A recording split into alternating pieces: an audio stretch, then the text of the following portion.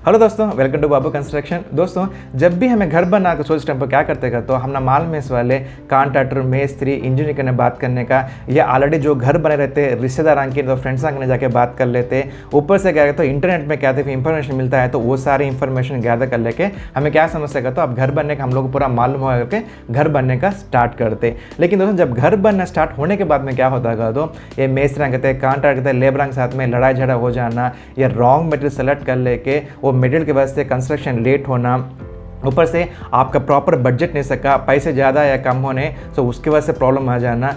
दूसरी बात क्या रहेगा तो रिश्तेदार हो या फ्रेंड्स हो या वास्तु के जो भी स्किल पर्सन है साइट के पास आके ये ऐसा नहीं होना चाहिए, वो ऐसा नहीं होना चाहिए, तोड़म फोड़ी करो बोल के आपको पूरा कन्फ्यूजन कर देना। इससे आपको क्या होता है तो मैं घर बनने का कई कुछ स्टार्ट करा करने का आपको एक पॉइंट आपके पास आने के टाइम पर आपको एग्जॉस्ट हो जाते हैं आप। इसका मेन रीज़न क्या है दोस्तों का, तो हम लोग जब भी घर बनते हैं, घर बनने में कितने स्टेजेस रहते हैं, हर स्टेज में हम लोग कौन से चीज़ें हम लोग करना चाहिए, कैसे प्रिपेयर होना चाहिए, ये सारे चीज़ ध्यान देने से का जल्दी में घर स्टार्ट करना ही इसकी वजह से प्रॉब्लम आ जाते हैं। तो दोस्तों, ये मेरे वीडियो चैनल में अब मैं एक छोटा सीरीज स्टार्ट करता हूँ, वो है house construction step by step. मतलब ये घर शुरू से लेके ख़त्म होने तक क्या क्या ध्यान देना चाहिए करने का मैं टोटली आपको, मतलब कितने स्टेजेस हैं, हर स्टेज में हम लोग क्या काम करना चाहिए करने का point two point totally completely आपको मैं बताऊंगा, ताकि कल तुम्हें कभी भी घर बनने के टाइम पे आपके लिए ये पॉइंट्स पूरा बहुत अच्छे से यूज़ हो जाएंगे दोस्तों। तो दोस्तों, अभी लेट करने से क्या मैं टॉपिक में आ गया, तो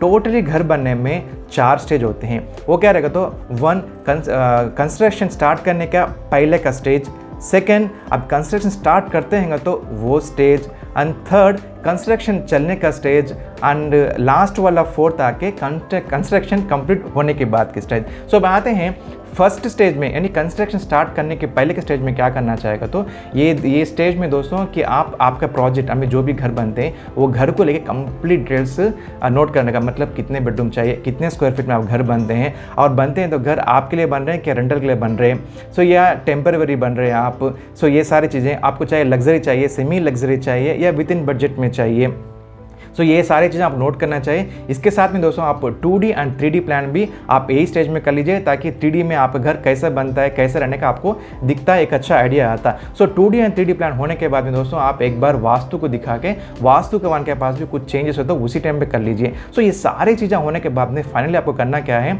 कि अभी लोकल बॉडी रहता है, वो कॉर्पोरेशन हो, म्यूनसिपालिटी हो, जो कुछ भी, उधर जाके आपका बिल्डिंग का परमिशन के लिए अप्लाई करने का होता है। सो दोस्तों, ये होता है घर यानी कंस्ट्रक्शन स्टार्ट करने की पहले की स्टेज। अब आते हैं दोस्तों सेकंड स्टेज क्या होता है ना, आप घर स्टार्ट करते कर तो वो स्टेज, ये स्टेज में आपको क्या करना चाहिए दोस्तों कि आप जो भी भूमि पूजा रहता है, या आपके रिलीजियस के हिसाब से आप जो कुछ भी शुरुआत में पूजा वगैरह करते हैं, जो प्रार्थना करते हैं वो कर लेने का, और आके बोर्ड डालना हो और संप डाल लेने का। और इसमें आके दोस्तों ये होता है कि मटेरियल सिलेक्शन, ये स्टेज में material selection most top important है, क्योंकि अगर आप पहले ही पूरी मटेरियल सिलेक्शन कर लेते हैं तो घर बनने के दौरान आपको ईजी हो जाता है, और आप मटेरियल सिलेक्शन छोड़ के आप घर का कंस्ट्रक्शन कैसा चलता है करके बोल कर ध्यान दे सकते हैं, क्योंकि ऑलरेडी आप मटेरियल सिलेक्शन पहले कर चुके रहते हैं इसलिए।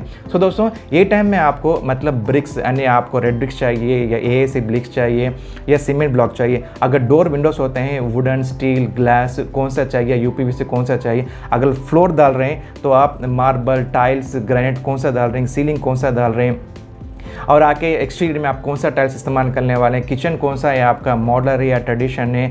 सो इलेक्ट्रिकल एंड प्लम्बरिंग, ये सारे चीज़ें मटेरियल आपको सेलेक्ट करके रख लेना चाहिए दोस्तों। सो ये इंपॉर्टेंट होता है। सो ये है दोस्तों सेकंड स्टेज में करने का। अब आते हैं हम लोग थर्ड स्टेज में क्या होता है तो अब कंस्ट्रक्शन स्टार्ट होके जो काम चलता रहता है वो स्टेज है। वो स्टेज में क्या है दोस्तों, अभी बेसमेंट मतलब फाउंडेशन का डिगिंग करने का, कॉलम्स, बीम्स, वॉल कंस्ट्रक्शन और विंडोज़ वगैरह पूरा प्लेस करने का, electrical work and plumbing work, painting वगैरह पूरा होता है। ये सारे चीज़ें होते हैं थर्ड स्टेज में होते हैं दोस्तों।